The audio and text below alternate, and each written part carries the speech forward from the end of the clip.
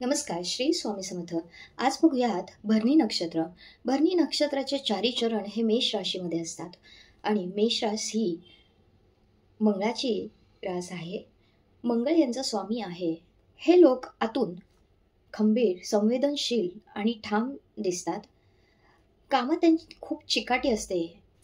जे काम ते हातात घेतात ते पूर्ण करण्याचा त्यांचा हट्ट असतो की हे काम आपल्याकडून पूर्ण झालंच पाहिजे.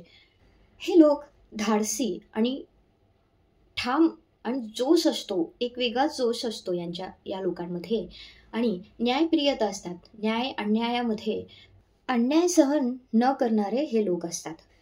कलाक्षेत्र, सौंदर्य, डिझाईन, लेखन, अभिनय, संगीत या क्षेत्रामध्ये हे चमकणारे असतात. खूप प्रेमळ असतात, पण स्वतःचा स्वाभिमान खूप जपतात.